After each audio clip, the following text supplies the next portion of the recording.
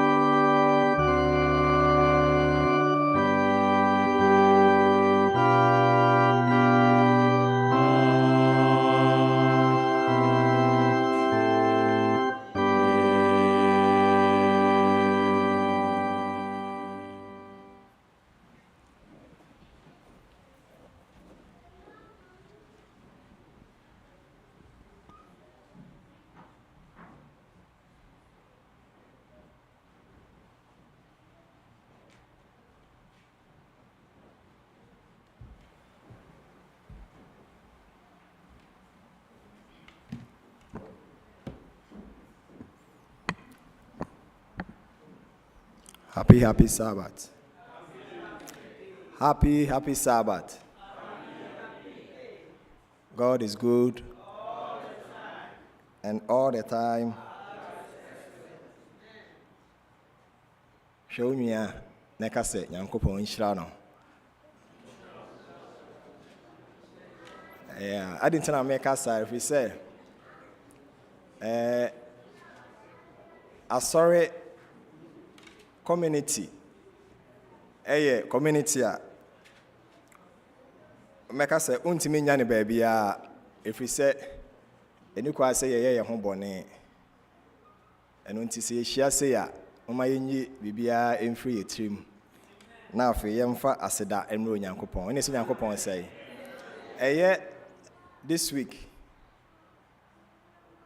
yenya kwan na yaba line so ana yetie bi no enema yigina so no osofo Kojo ese connecting with God na yehwe also to know to connect with God, you have to know the word. To connect with God, you have to know the shepherd. And then I will say to know your identity. In the title, you can say to know his will, not to know his thanksgiving. Etoda yima and I say uyi na say eyana your she. But Nyankopon say, Mama yema title ye enye a command. Tinra so forecast say I choose to do good. And yes, I want to do what? To do good. Into this time, I want to tell my youth and say, yen choose say, yebe mo Nyankopon, isika ye de be, ye woni bi. Hello? Are you listening to me?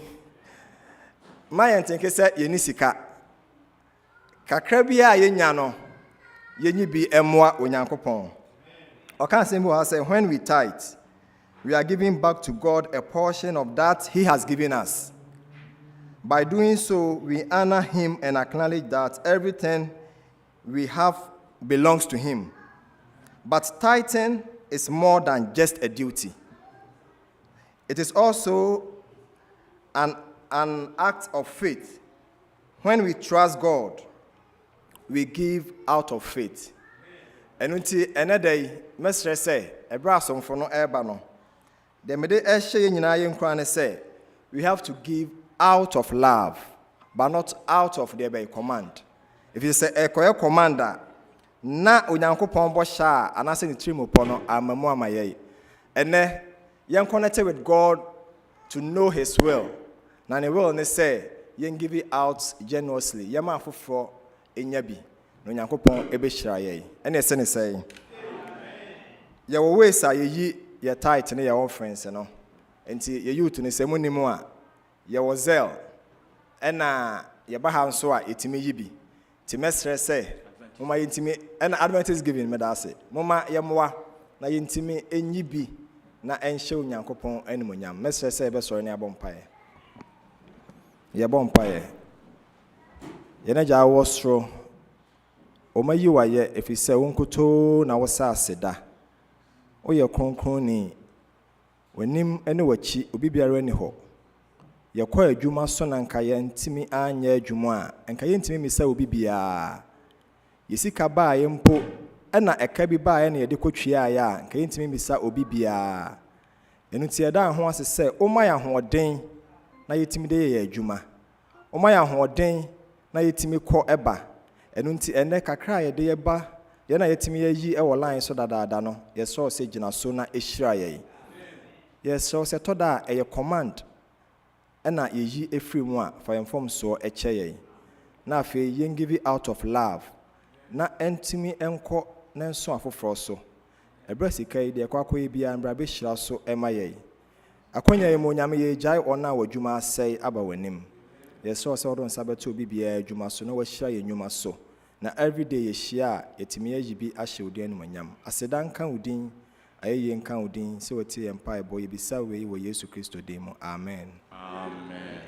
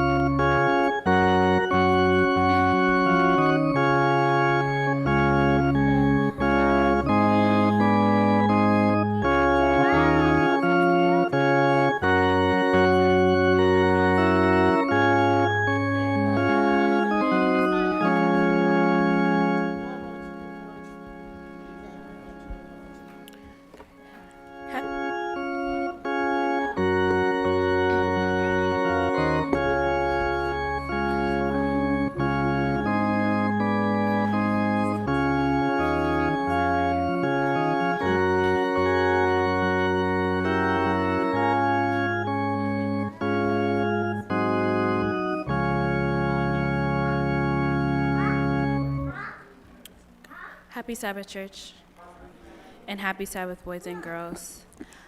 I want to welcome everyone to our children's story time. This week was lesson 9, and the title for this lesson was The Parable of the Great Feast. For our opening prayer, I'll call on Josiah.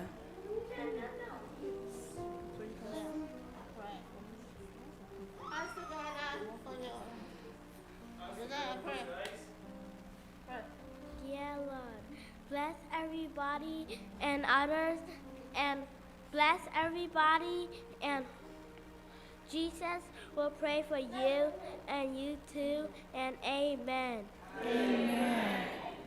Amen. The memory verse for this lesson was taken from Luke chapter 14, verse 15, and it says, "Blessed is the one who will eat at the feast in the kingdom of God." Amen. The message for this lesson is, Jesus invites us to be with him in heaven. Amen. Our opening song will be Give Thanks. Amen.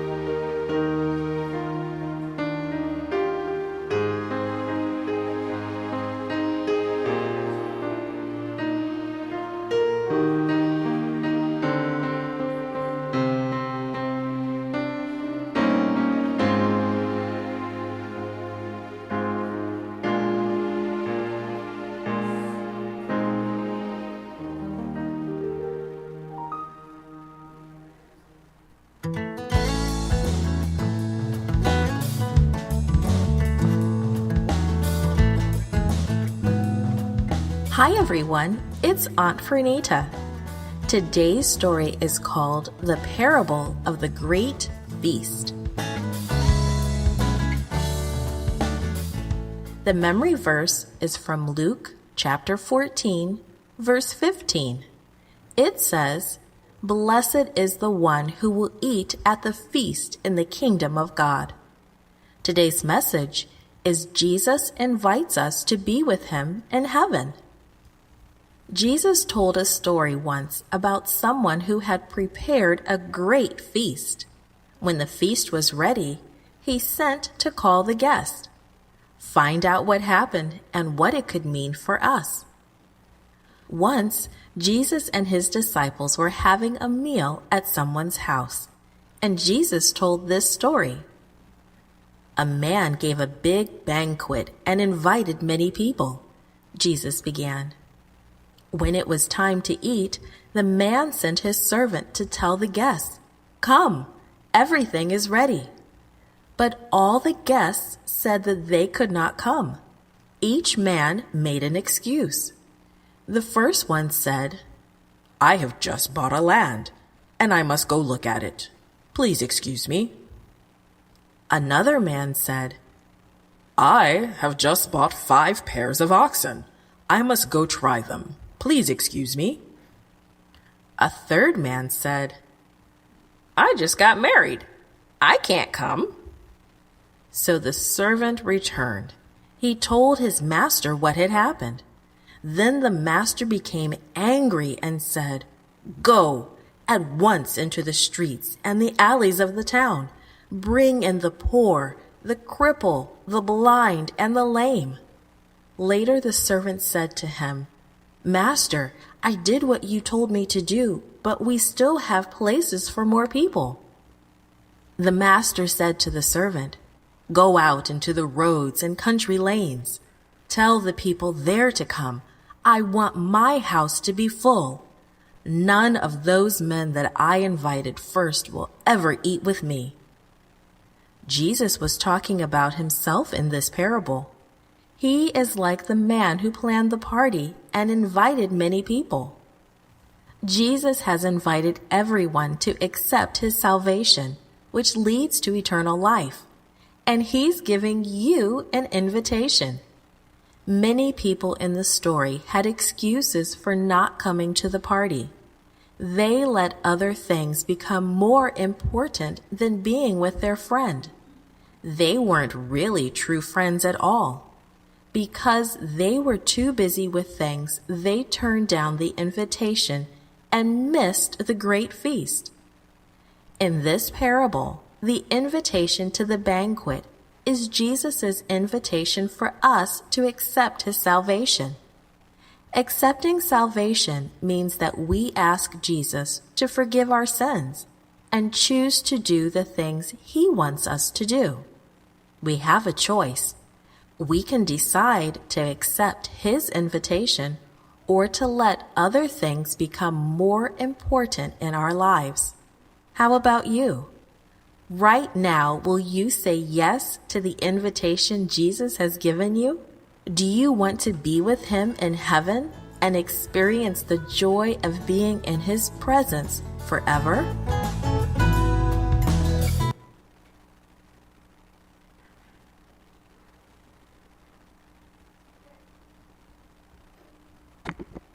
We'll now call on Mispa to give us our closing prayer. Dear God, thank you for this day. Please help us to keep this lesson in our minds. In the name of Jesus, I pray. Amen.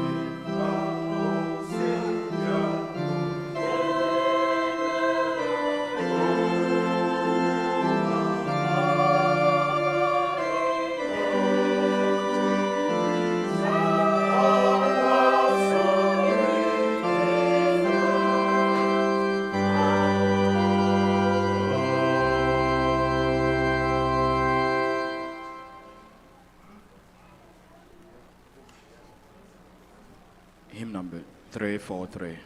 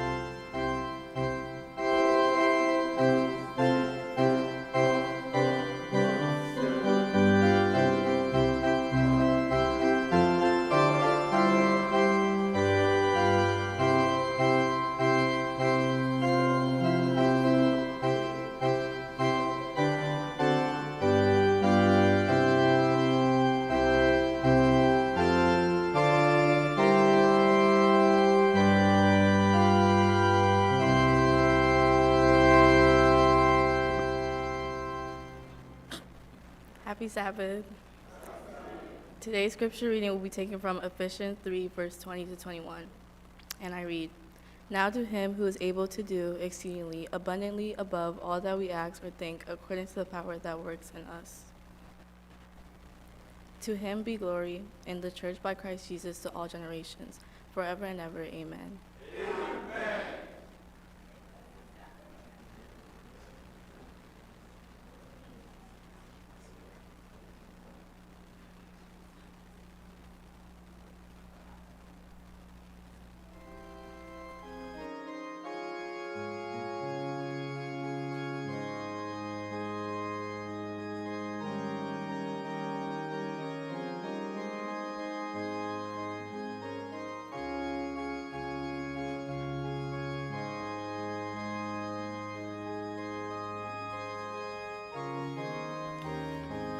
Amen.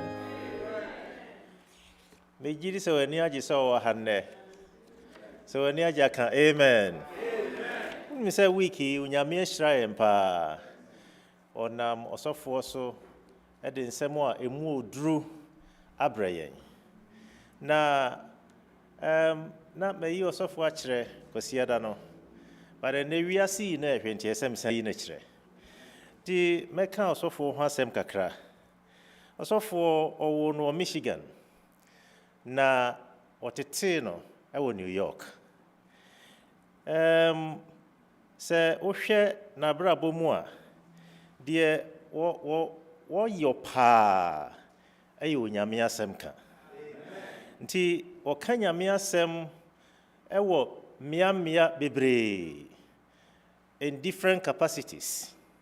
Na osan just say ni goals no said ye original no osan wo other organizations osan running say insori mienu hweso na baako Toledo First and Northwood na nina Ohio de esan ka ho bio mission driven purpose. And also so what dimu akotene aye adwuma bebre just emia Africa baby bebre wo ho a wako. Ekuro yi mu eso waye adwuma bebre wo ha sei.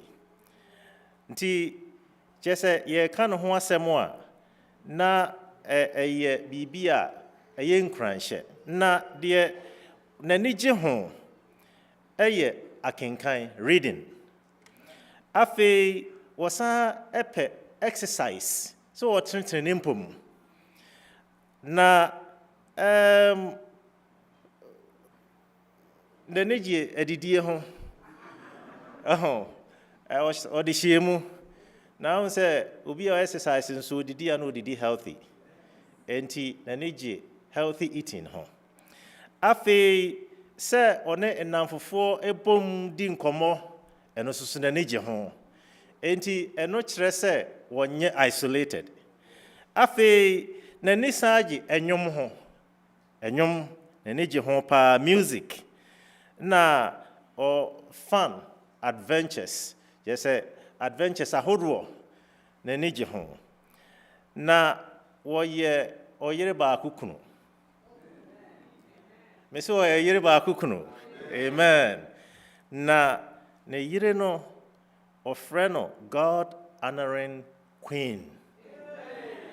Na ni dindi Elizabeth Twumasi. Amen. Ndi osofo ho asem ni. Me take this opportunity na yede asida aidi kan ma onyankopon. Se wama ho kwan ma sa adwumadie ekoso. Na de etosumienu akọ osofo ho se ono nso so ema no ho kwan na onyame eyusu no edi sa adwuma ati sei ndi osofo onyame nhirawo afi yeda awofo nyina ase se ebre no du a na mabomoma no abati se monko na monkonkotie nti ya ehu number eba line so ne ade nti onyame nhira awofo nyina Afei, youth no, ɛso so onyame nhyira mo. Ɛfiri sɛ ɔpa a mo nso so mode ba no, ɛyɛ onyame na ɛwɔke within you. Nti onyame nhyira mo paa sɛ moba.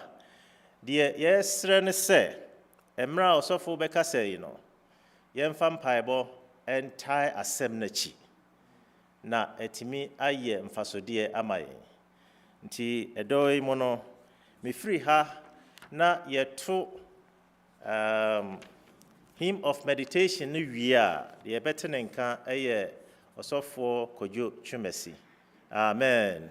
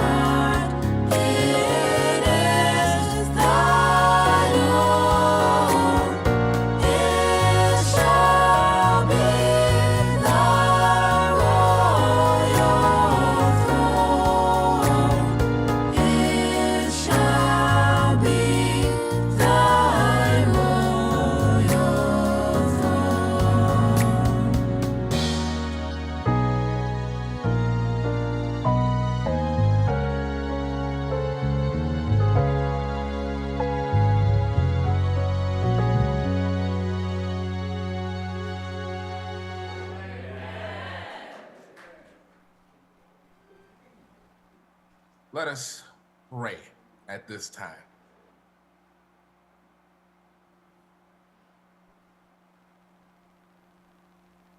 Pleased that today I have the opportunity to share the word of God with you.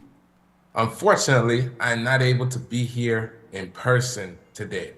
About a few months ago, I spoke to your leadership about my inability to come in person on the Sabbath. And so we decided to go with this recording for this Saturday morning. And by God's grace, I know that the time will come where I will have the opportunity to be there live, in person, and in color in order to preach the word of God.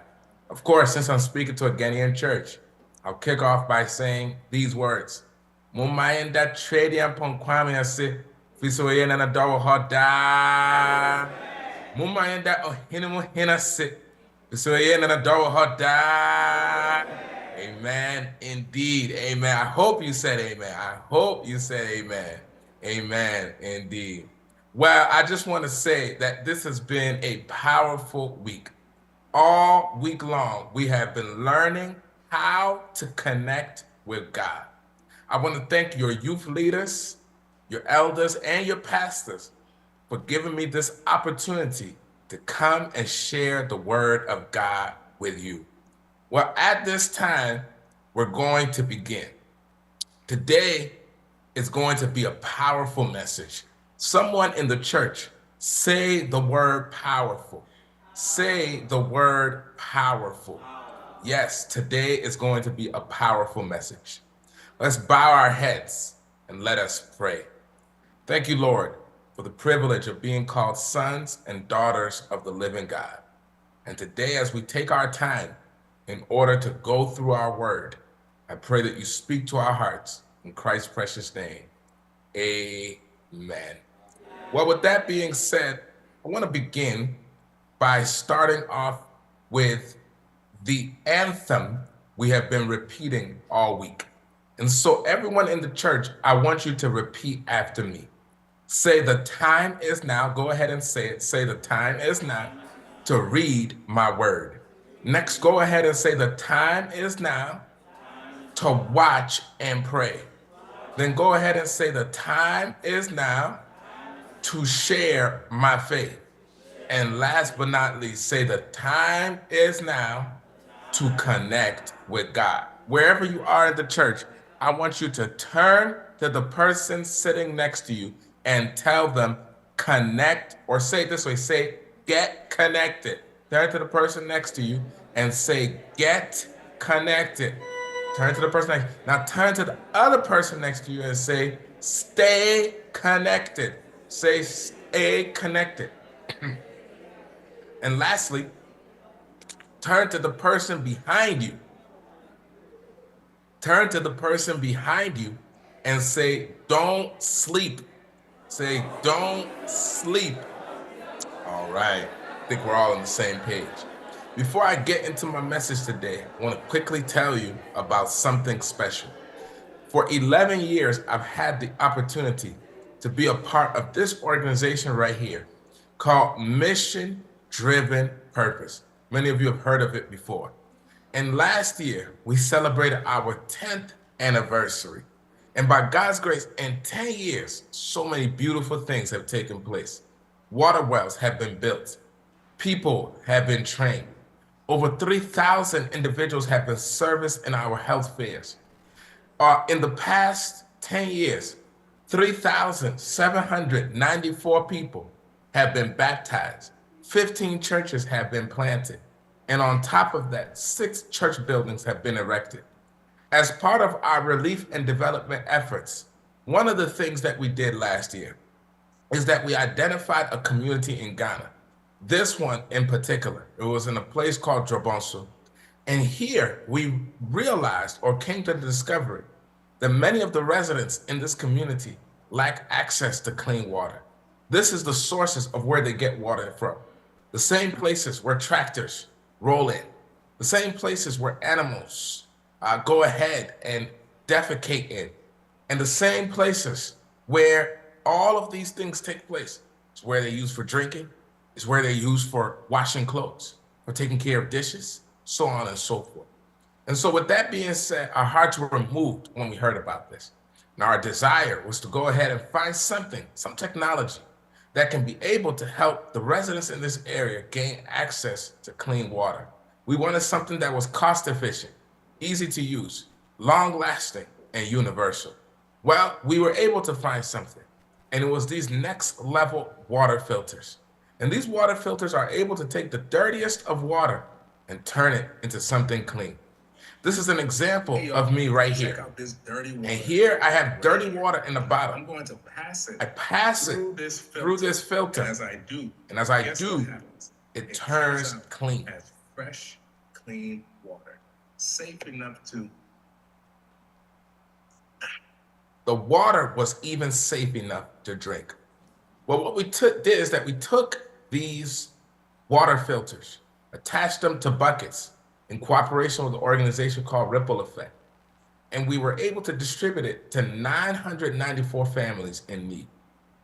We were able to help a total of 6,814 people, help 2,599 children, and then help 1,395 infants right there in Drabon, Ghana. Well, the beautiful thing, and many people were able to testify as to how these water filters were a blessing to them, such as this gentleman right here who was so happy when he received it in his hand, such as these two ladies that you see over here who were so glad when they received these buckets and filters in their hands. Often, when you build water wells and put it in some communities, a year, 2 years later, you find out that some of those water wells are no longer in existence. But with these buckets, they can go on for 10 years, even plus, using it in order to benefit themselves. Well, with that being said, we are embarking on this project once again. I said, we are embarking on this project once again. And as we embark on this project, I'm inviting the Philadelphia Ghana Seventh-day Adventist Church to partner with Mission Driven Purpose.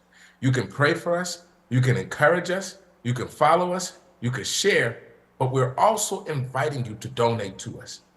We are looking to raise 220 filters at $50 a piece per filter. That helps us to get the filter, it helps us to get the bucket, it helps us to do the drilling, helps us to do the shipping, it helps us to do the distribution, all for that $150 cost.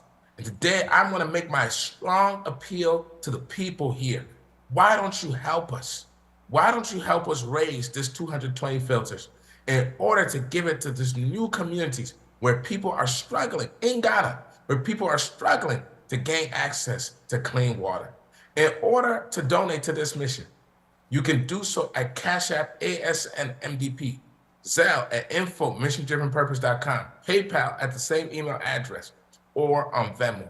And I just want to pause right now. You can do it right now as I'm speaking. If you tell yourself you're going to do it after church, you're going to forget. If you tell yourself you're going to do it when you go home, you're going to forget. But if you just take out your phone right at this moment and take a few seconds, just a few seconds, to say, I'm going to donate 1 filter, 2 filters, maybe even 3 filters, maybe even as a church, if you sit there and say, together as a church, we're going to make sure we have 70, 80 people in church. We're going to make sure everybody donates 1 filter. By God's grace, that could even be 80 filters by the time this entire message is finished. That way, a child of God in Ghana can have clean water to drink. And so donate today. That way, a person, a woman, a male in Ghana can have clean water to take a shower with. Donate today. Cash App, ASNMDP, Zelle, info@missiondrivenpurpose.com. Again, so that a family in Ghana can have clean water wherewith to wash their clothes. Go ahead. Once again, I make my pitch to donate. Cash App, ASN, MDP, $50 will give you 1 filter. What if a church, as today, we said together collectively, we're going to raise up 80 filters through these donations because we want to be able to bless the people in our own motherland, Ghana, where no one should be having a lack of access to clean water. There should be clean irrigation in everybody's home. And I want to share this with you as well. When we give water filters to these communities, we're also able to preach the gospel to them. We're able to share literature. We're able to pray with them. We're able to give them a short message about Jesus. So this is also an opportunity for evangelism. Not only so that they can wash their dishes, but so that they can hear about Jesus. Again, I put my pitch out. Why don't you take a few seconds right now and go ahead and put in that donation so that we can be able to give clean water to those who are in need. $50 just gets one filter so that a young man like this can drink from his water bottle without being concerned of parasites and disease and bacteria and viruses entering into his body. Once again, I put out the invitation.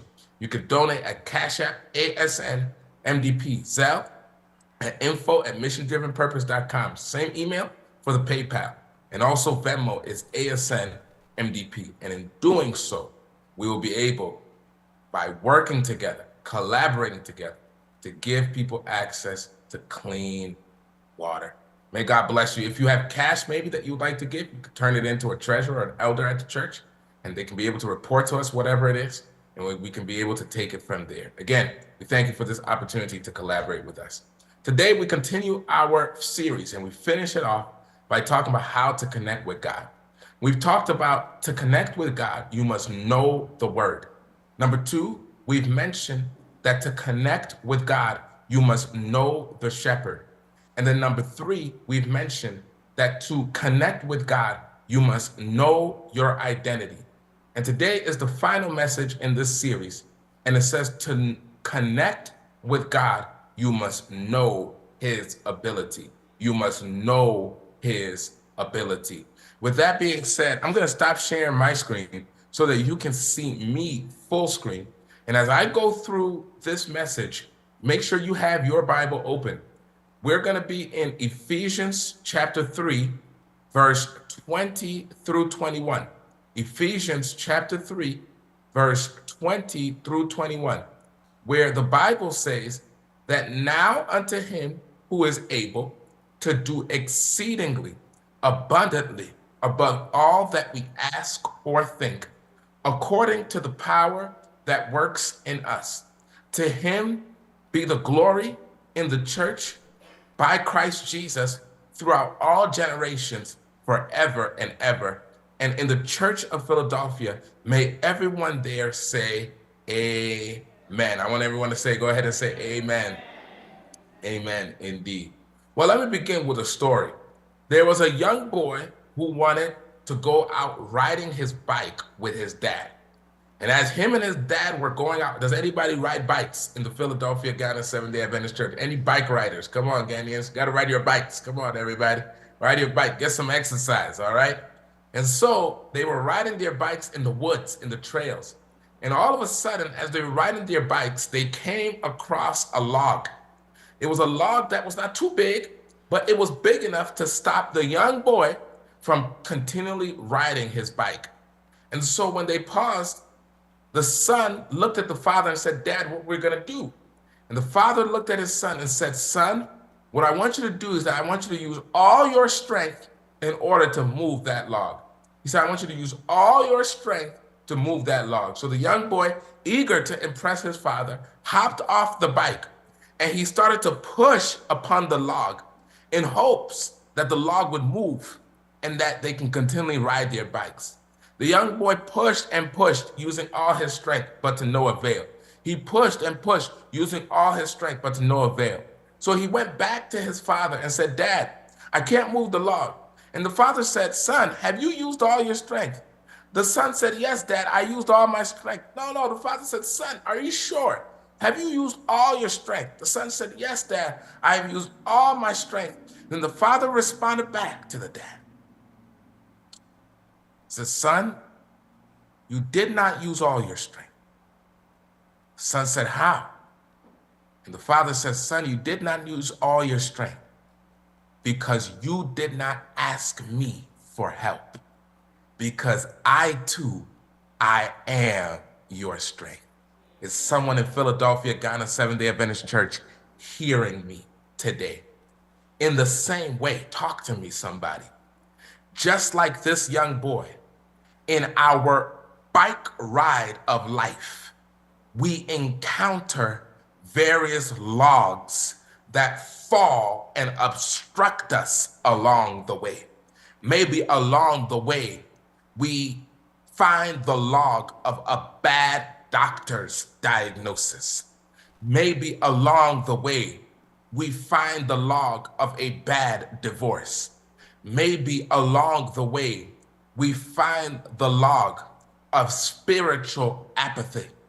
Maybe along the way, we encounter the log of a personal addiction.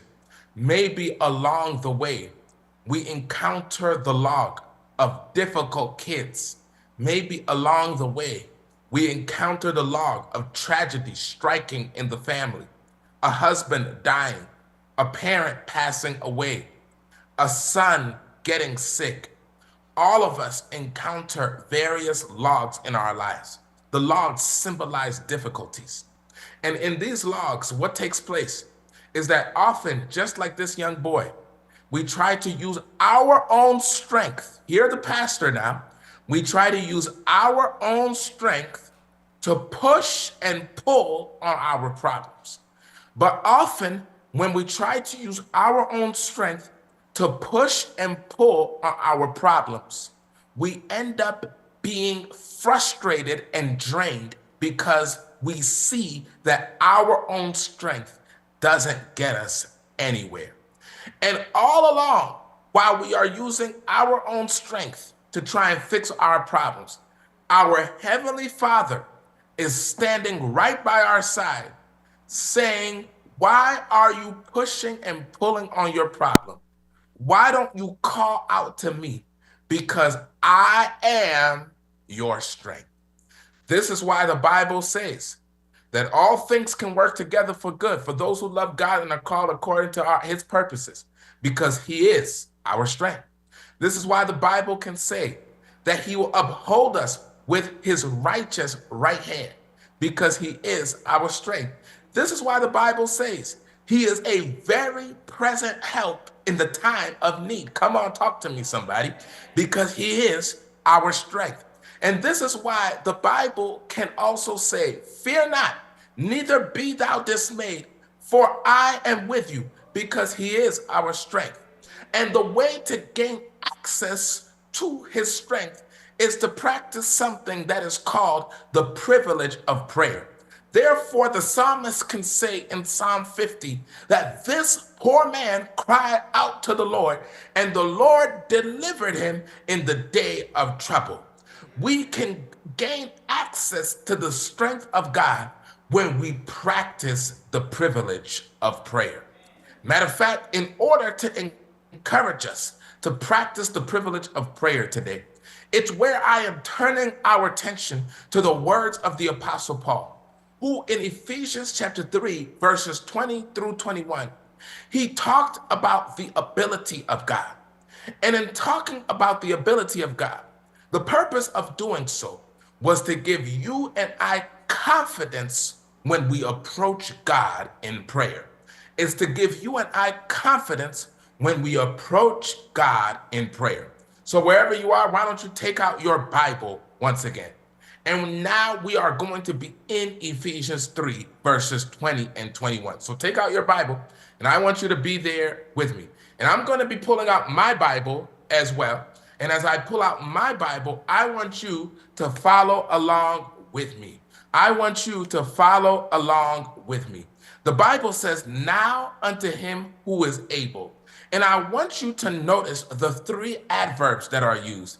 It says, now unto him who is able, notice, to do exceedingly, to do abundantly, and to do above all. Exceedingly, abundantly, and above all. Can I pause right here and say that the first reason why you and I can approach God with confidence in prayer is because, according to the Apostle Paul, God's ability, here, this is the first point. So if you're writing it down, write this down. The first reason why we can approach God with confidence in prayer is because God's ability is totally exceptional. Go ahead and write that down. We can approach God with confidence in prayer because God's ability is totally exceptional. I'm going to show you a picture at this moment of two tennis players. You know, I love sports. And in the world of sports, you have various sports games. And one of the sports games is tennis. And in tennis, we have different players. One of the people who used to play is none other than a lady called Venus Williams.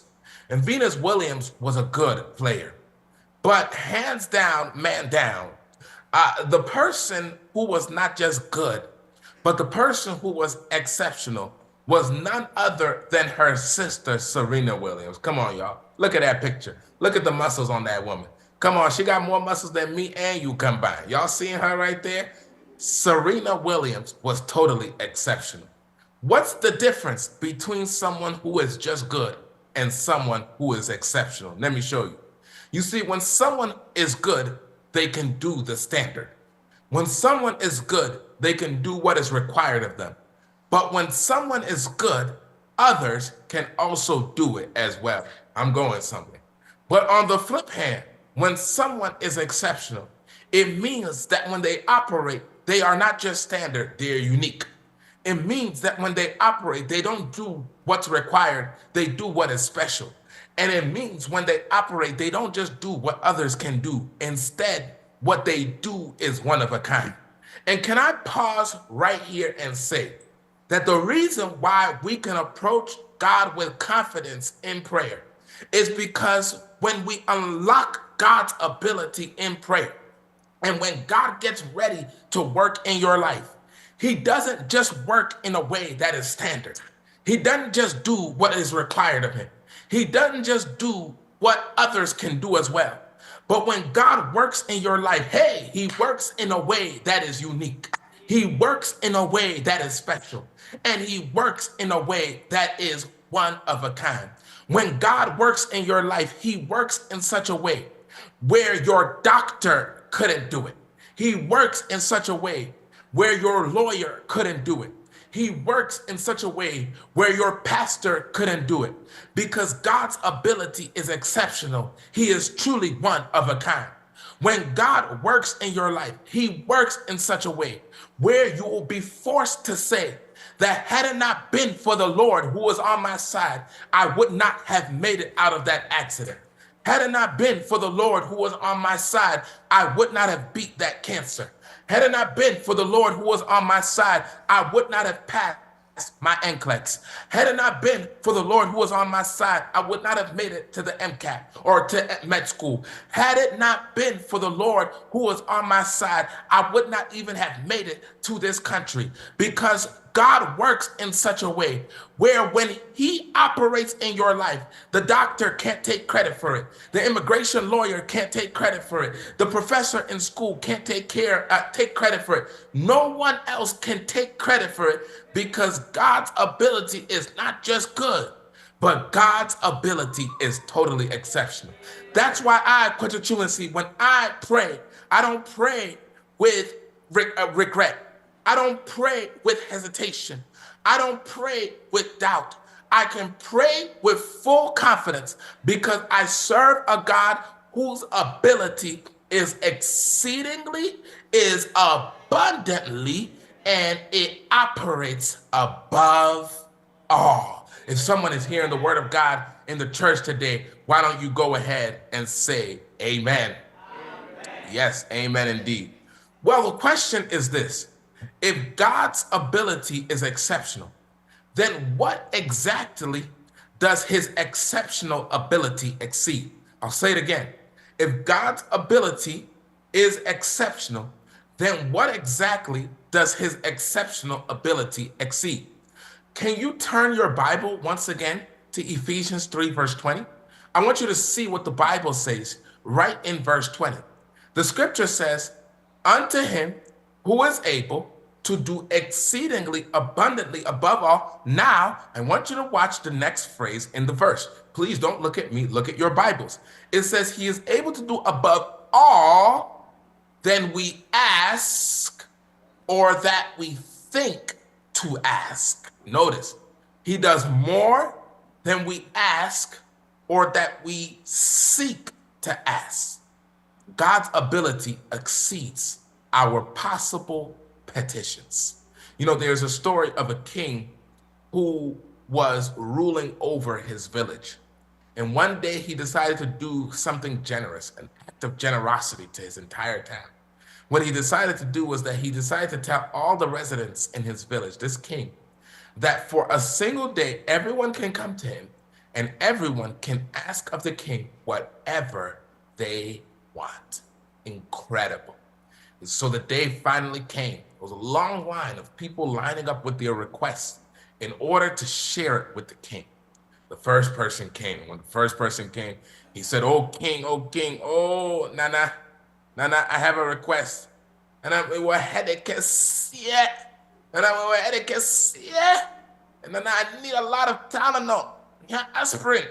Nana, that's what I need. So the king said, aspirin? This person said, aspirin. Aspirin? He said, that's all I need. He said, that's all I need. King said, granted. Gentleman was thankful. Got his aspirin, got his Tylenol, and went on his way. Second person came, oh, king. Nana? King said, yes. Said, king, I just need a new mattress for my bed. That's all I need. We have mattress for free. That's all I need, king. Can you grant me with a mattress? King said, just a mattress? Just a mattress. Mattress. Not even Tempur-Pedic? Oh, all right, no problem. Granted. Gave him the mattress. And the third person. This third person came. They came in order to share their request. Said, king, oh king, Nana, I have a request of you. King said, go ahead. Said, Nana, I have 4 daughters. And I want you to pay all their college tuition. King said, okay. He said, I have another one, king. He said, king, I've been riding my bicycle for years. I need a new Mercedes-Benz, most upgraded one. King said, okay. He said, oh, Nana, I also have a request. I have a small house that I live in. King, I need a big house to stay in order to accommodate not just my daughter, but very soon my daughters will have children. And so they will I'm gonna have my nananum who are in the house. So I need a big house. And as soon as he got to his third request, the officers of the king stood up and said, hey, my friend, you cannot ask the king for all of these requests. So, gentleman recoiled a little bit into himself, afraid of what the king might do next. Do you know what the king did? He stood up from his throne. Now the gentleman was more nervous. It could mean his exoneration, or it could mean his execution. And the king moved forward and motioned to his guards and said, guards, I want you to stop. I want you to stop. Guards were confused. They said, why? And he said, I want you to stop. Let this man be. Hear the king. I said, hear the king. He said, let this man be, for I like this man's requests. Everybody said, whoa, why? He said, I like this man's requests because they are the only requests that I have received all day so far that have made me feel like a king. He said, they are the only requests that I have heard this day so far that have made me feel like a king. And today I'm here to say to somebody, when you get down on your knees and pray, how do you pray? Do you pray in such a way where it makes God feel like a broke friend? Do you pray in such a way where it makes God feel like a powerless employee? Or do you pray in such a way where it makes God feel like the King of Kings and the Lord of Lords, who he is? Today, I'm here to say that if God can do more than we ask, then it means that when we pray, we must not pray prayers that are so measly. We must not pray prayers that are so weak. We must not pray prayers that are so futile that they don't acknowledge the type of person that we are praying to. Instead, when we get on our knees and pray, we should pray prayers that are so big. We should pray prayers that are so brave. We should pray prayers that are so bold that indeed it makes God feel like a king. And so today I'm here to say, who in Philadelphia, Ghana, Seventh-day Adventist Church is going to be like Caleb and say, Lord, give me a mountain, because you're going to pray prayers that make God feel like a king. Who in Philadelphia, Ghana, Seventh-day Adventist Church is going to be like Moses and say, God, open up the Red Sea, because I'm going to pray prayers that make God feel like a king. Who in Philadelphia, Ghana, Seventh-day Adventist Church is going to pray prayers like Joshua and say, God, make the sun stand still, because I'm going to pray prayers that make God feel like a king. Today I'm here to say, let us upgrade the level of our prayers.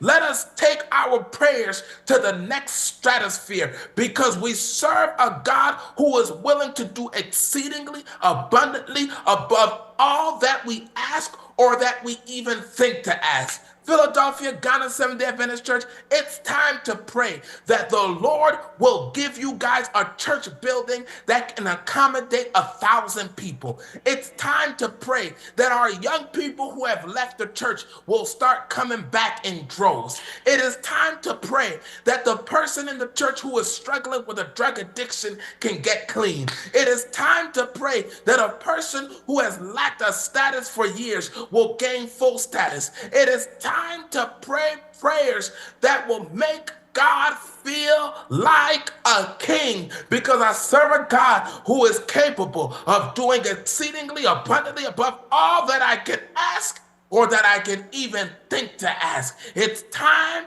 to pray in such a way where God feels like the king he is.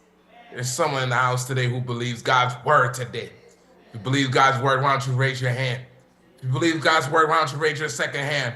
If you believe God's word with all the enthusiasm in your chest, why don't you shout, Amen? Oh, but there's more. I said, but there's more. I said, but there's more. Turn to your neighbor and say, there's more. I said, turn to your neighbor and say, there's more. Turn to your other neighbor and say, there's much more. Turn to your other neighbor and say, there's much more. I know you guys get tired. I know you guys get tired of the preacher saying, turn to your neighbor, but I'm not there in person, so there's got to be a way for me to keep you engaged, all right? The text continues, though. The text continues. The Apostle Paul, we're still in Ephesians chapter 3 and verse 20. And I want you to look at verse 20 carefully. The scripture says, now unto him who is able. I want to pause real quick. Does everyone see the word able in your text?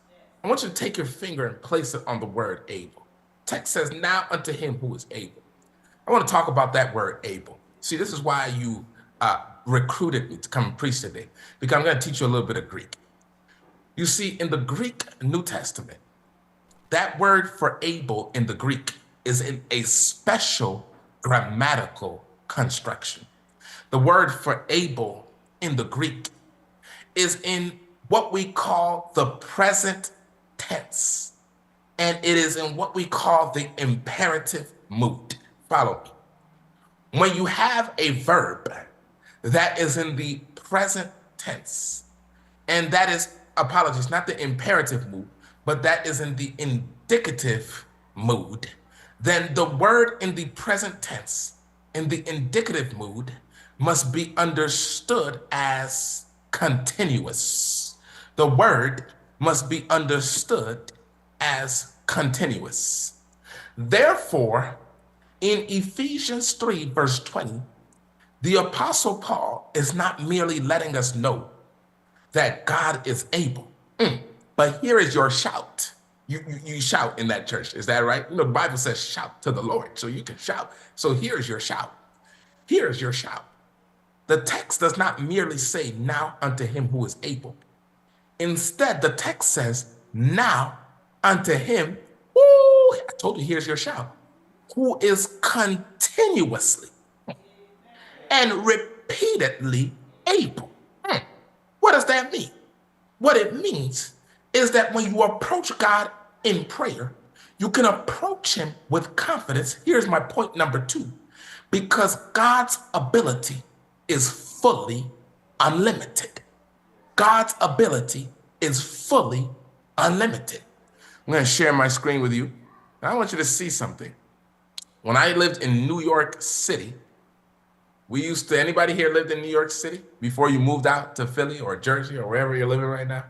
We used to always take these trains and we used to take these buses. Anybody here took those trains and buses? Yes.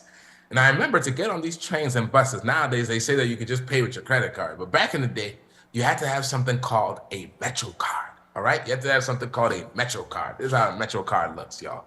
And I'll never forget, I had my Metro card. And I learned about something one day.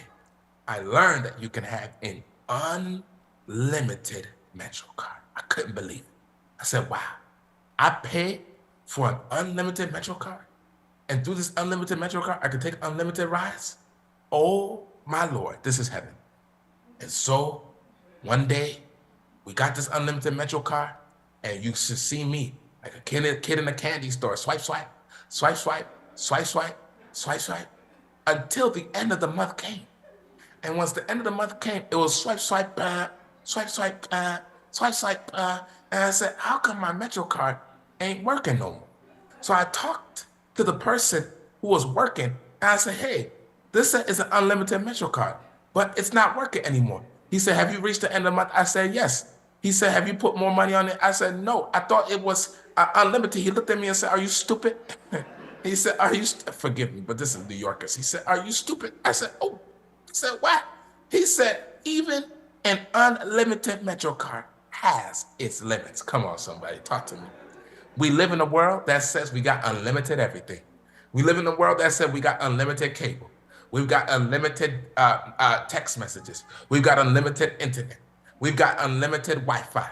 But y'all, just lapse on that bill one time and you will discover how limited these so-called unlimited services really are.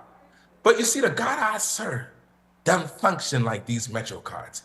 And the God I serve doesn't function like these so-called unlimited services.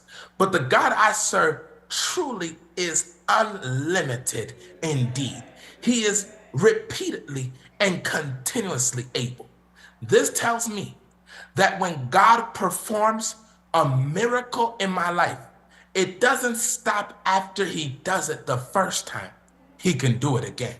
His ability, hear the pastor now, never empties, extinguishes, or expires.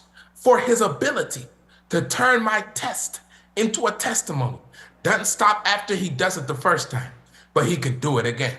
His ability to turn my trial into a triumph doesn't stop after he does it the first time. He can do it again. His ability to turn me from a victim into a victor doesn't stop after he does it the first time. He can do it again. His ability to turn seas into highways doesn't stop after he does it the first time. He can do it again. His ability to turn graves into gardens doesn't stop after he does it the first time. He can do it again and again and again and again and again and again and again and again and again and again. And oh boy, I've run out of fingers. I guess I'm losing count. What I'm really just trying to say is that my God, in the words of Shirley Caesar, the God I serve, you may not know how and you may not know when, but the God I serve, if he has done it before, then surely I know that he can do it again. Hallelujah. Does someone believe the word of God today? Oh, yes, indeed. If he healed you before, he can heal you again. If he broke your addiction before, he can break it again. If he helped your kids turn around before, he can help them turn around again.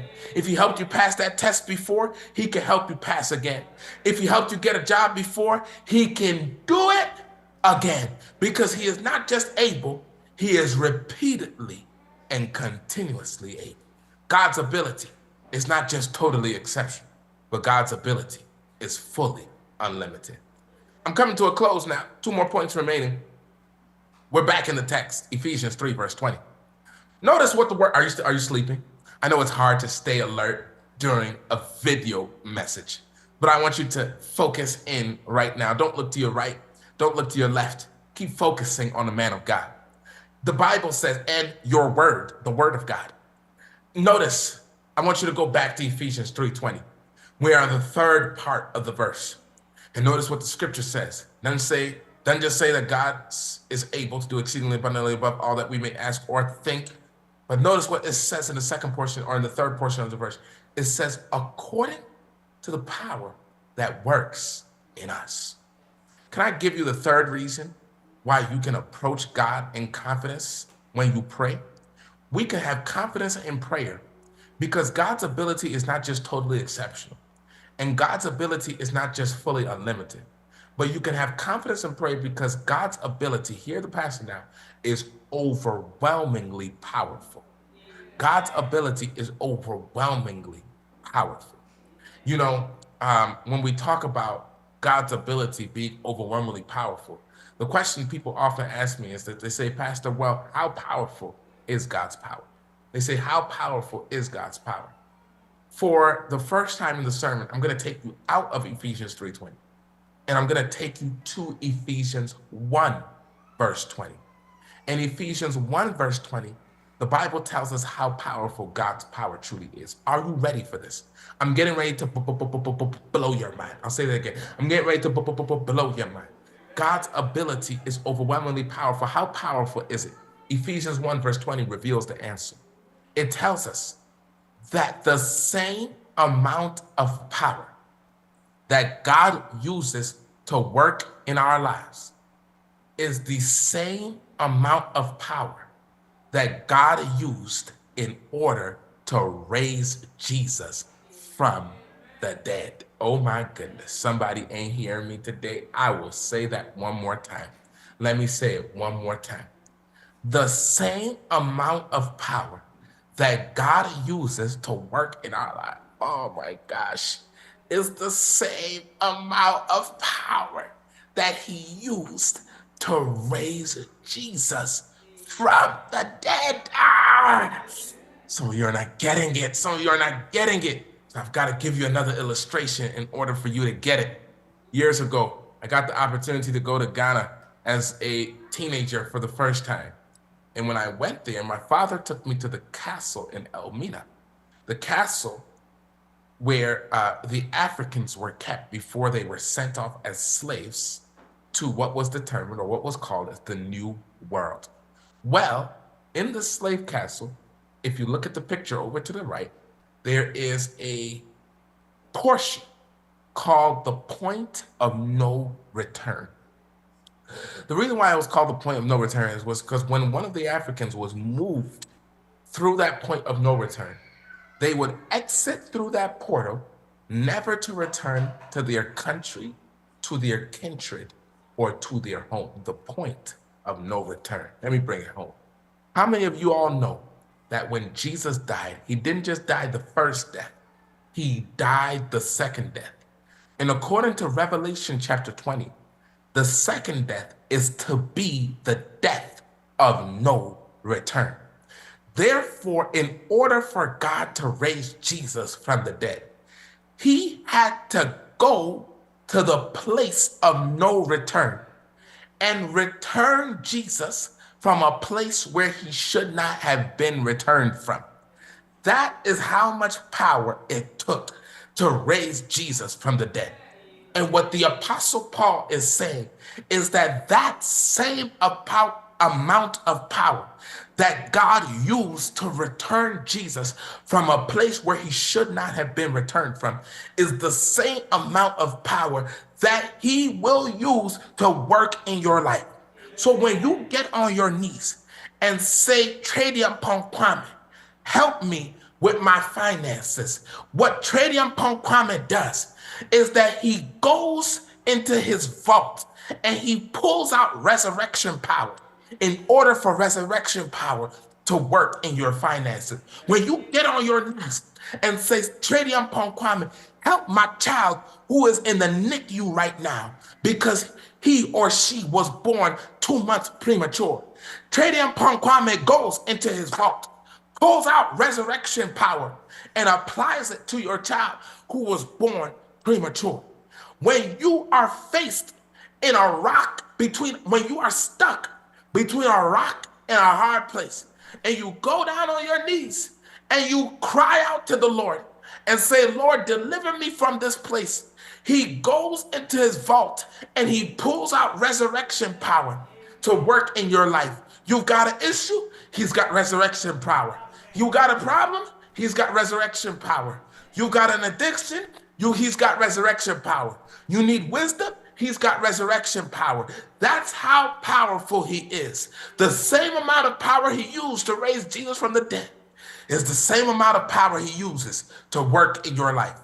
But not only is his power to the same level as resurrection power, but in Ephesians 1, verse 20 and 21, the Apostle Paul lets us know that the same amount of power that God used to seat Jesus on the throne is the same amount of power that he uses to work in his life. Again, Philly, you didn't shout. You didn't say amen, because you don't realize how much power it took to seat Jesus on the throne. Verse 21 lets us know that in order to seat Jesus on the throne, he had some competition on the way up. In order to seat Jesus on the throne, he had to seat Jesus above every rule. He had some competition on the way up. He had to seat Jesus above every authority. He had some competition on the way up. He had to seat Jesus above every power. He had some competition on the way up. He had to seat Jesus above every lordship. He had some competition on the way up. He had to seat Jesus above every name that is named, not only in this age, but also in the age to come. He had some competition on the way up. All of these levels of competition is what God had to go through in order to seat Jesus on the throne. That's how much power it took to seat Jesus on the throne. But here's my point. When you get on your knees and cry out to God, this is the same amount of power, hallelujah, that he uses to work in your life. Somebody in the church say amen. Amen. Amen. We serve a God who is overwhelmingly powerful. So I have no hesitation to go ahead, cry out to him in prayer for him to work on my behalf. Are you loving the word of God, everybody? Are you feeling encouraged today? I hope you are. Let's finish up the passage. Now, unto him who is able to do exceeding abundantly above all that we may ask or think, according to the power who works in us. 3 points I've given you so far. God's ability is totally exceptional. I hope you have written that down. Point number 2, God's ability is fully what? It's fully what, everybody? It's fully what, everybody? It's fully unlimited. I hope you've written that down. Number 3, God's ability is overwhelmingly what? Do you remember? It's overwhelmingly what? It's overwhelmingly powerful. I hope you've written that down. Here it is. Here it is. The final reason why we can approach God with confidence in prayer is because God's ability, because when we do, God's ability will always deserve the glory. God will always work in such a way where he receives the glory. Notice what the text says, Ephesians 3:21. It says come on y'all, look at your Bibles, look at your Bibles. It says to him be the glory. To him be the glory. Notice in your text in verse 21, the first thing the Apostle Paul does is that he tells us where the glory of God is to be displayed. Notice what the text says in verse 21. It says, to him be the glory. Notice what the text says, everybody. It says, to him be the glory in the church. Somebody say preach, preacher. Somebody say preach, preacher. Because this preacher is getting ready to wear this point out. The text says, to him be the glory in the church. Hear the pastor carefully. The church is to be the number one place where the glory of God is to be displayed. I know people got issues with the church. I know people got problems with the church, but at the end of the day, the church is still God's chosen place for his glory to be revealed to the world. And hear the pastor carefully. And the way that the church reveals the glory of God to the world is not by worshiping on the right day, is not by the songs from the choir, it's not by the powerful preaching of your pastor, but the way that God reveals his glory in the church, hear the pastor now, is when the church demonstrates the love of Jesus Christ to one another. That is when the glory of God is revealed in the church. When church folks can get along. Somebody say amen out there. Amen. Come on, y'all. When the church members know how to forgive each other, the glory of God is displayed. When the church members know how to let go of grudges and bitterness, that's when the glory of God is displayed. When the church can learn to be patient with each other, that's when the glory of God can be displayed. When the church can learn how to be kind to each other, that's when the glory of God is displayed. When the church can stop gossiping about each other, that's when the glory of God is displayed. You see, when we can learn how to get along, what the Bible says is that someone on the outside will come to our church. They will look around and they will see that Asumasi and the other Asumasi, they can be kind to each other. That Mame Fowa and Mame Kone, they can forgive each other. That Brother Kofi and Brother Kojo, that they can pray with each other. That Mame Sewa and that Mame Akuya, they can pray with each other without gossiping about each other, without backbiting each other. And when they see church folks sitting together, worshiping together, loving each other, getting along, praising God, the person from the outside will come and say there must be a God somewhere, because these people know how to get along with each other. That's why Jesus says they will know that we are Christians, not by our Sabbath keeping, not by our tithe returning, not by our music singing, not by our hymn toning, but they will know we are Christians by our love. It is love. That is how the glory of God is displayed to the world. First, we learn where the glory of God is to be displayed, but then we learn how the glory of God is to be displayed. Notice the text once again, verse 21. It says, to him be the glory in the church. And then notice, and it says, and by Christ Jesus. How many of you know that if you want to learn how to display the glory of God, you've got to learn a person called Christ Jesus, because Christ Jesus is the glory of God. Learn from his humility. Learn from his thought process. Learn from his patience. Learn from his obedience. Learn from his sacrifice. Learn from his teachings. Learn from Jesus. And when you learn from Jesus and you allow Jesus to live in you, then you will be able to display the glory of God to the world. And hey, not only do we learn where the glory of God is to display and how we can display this glory of God, but we also learn how long the glory of God is to be displayed. Verse 21 concludes by saying, to him be the glory in the church and by Christ Jesus. Look how long. Through all generations, forever and ever, and ever, ever, and ever, ever, and ever, ever. Let the church of God say amen.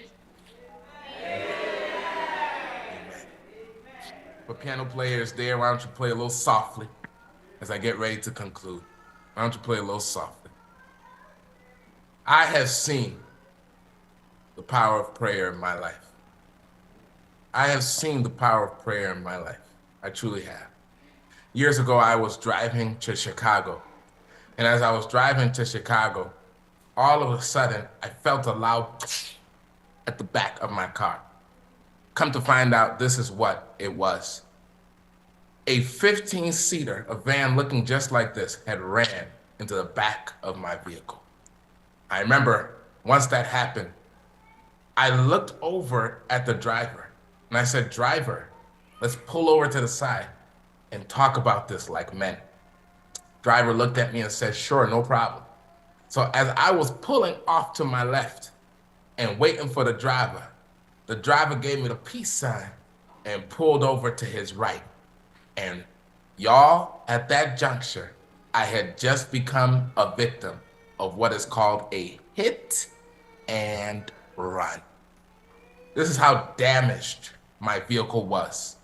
The whole entire back glass shattered. The whole entire back hatch caved in.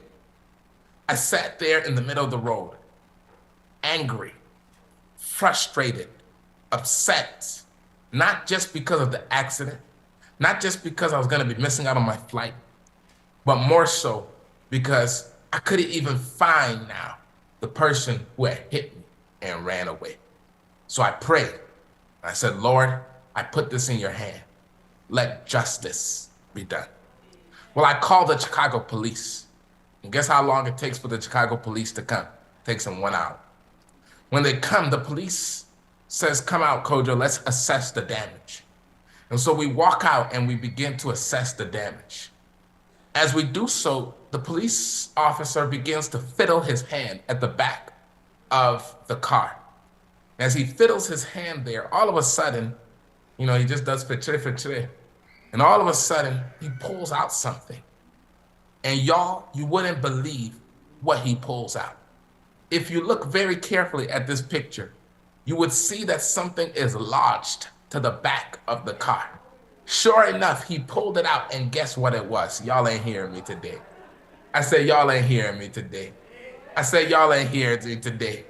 The driver's license of the guy who hit me and ran away, come on somebody, got stuck to the back of my vehicle.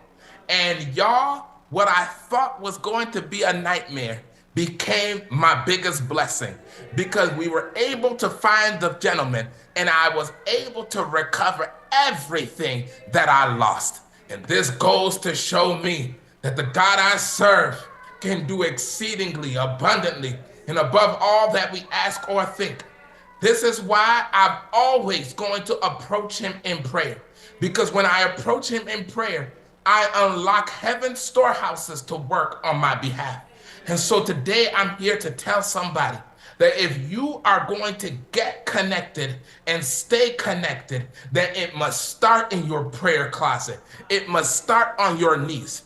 Because as H.B. Charles Jr. says, everything happens after prayer. If you are looking for faith to see beyond your circumstances, it happens after prayer. If you are looking for divine intervention in your difficult situation, it happens after prayer. If you are looking for relief from pain, grief, or sorrow, it happens after prayer. If you are looking for strength to resist temptation, it happens after prayer.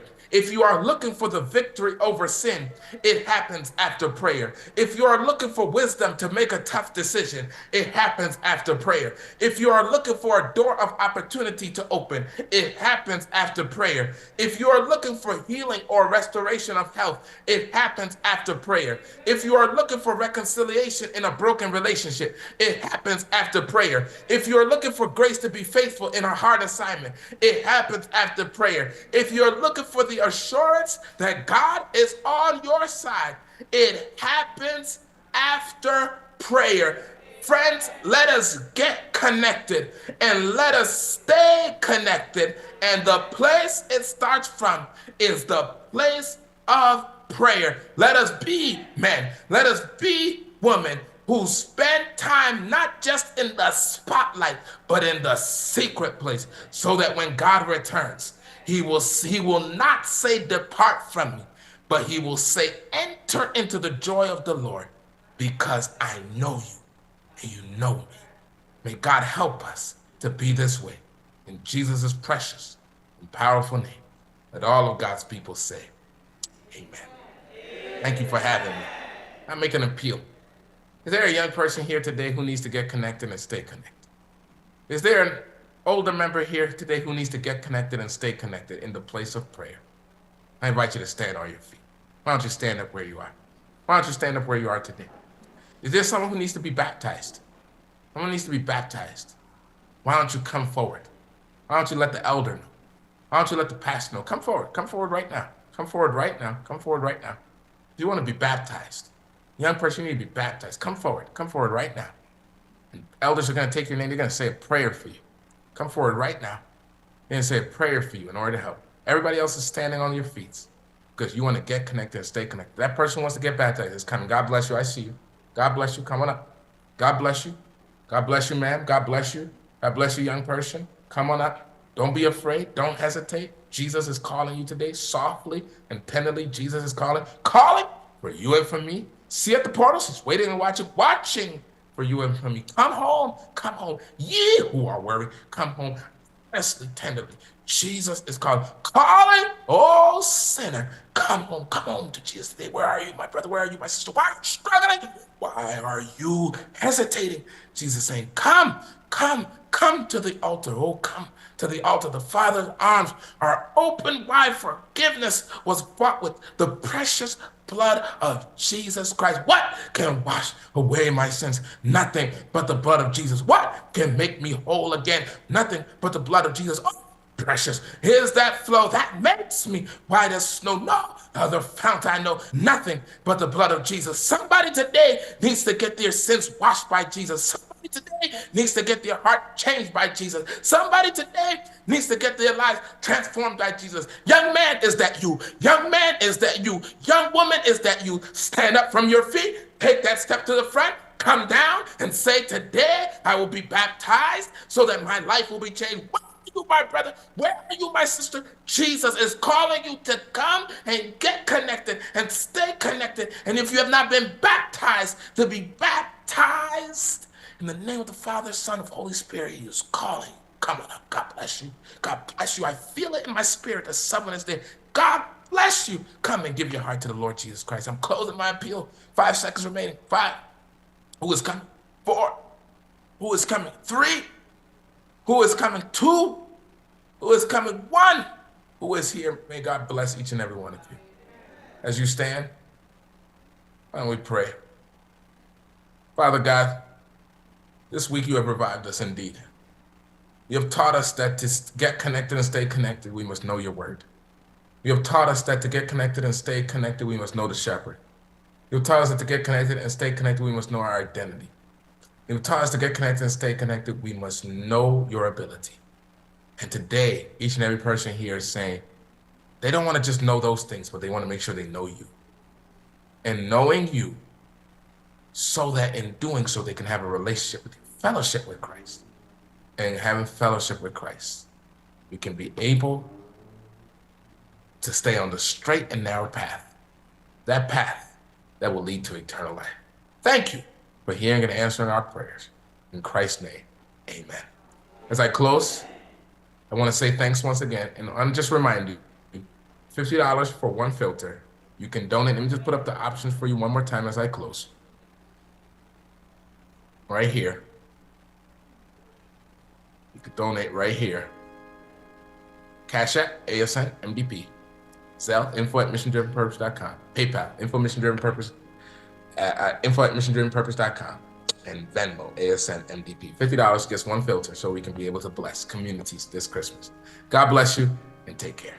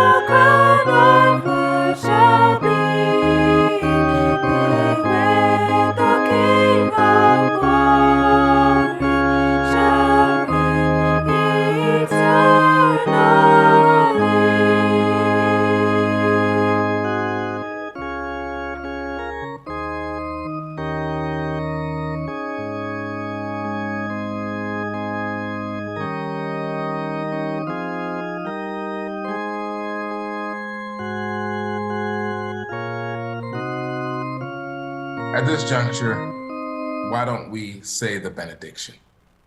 Our gracious Lord, we thank you for the way that you moved throughout this service. We felt your presence strongly in this place. You have not disappointed us. You, in a special way, have ministered to your people. It wasn't the voice of a preacher. It was the voice of your instructing and inspiring spirit.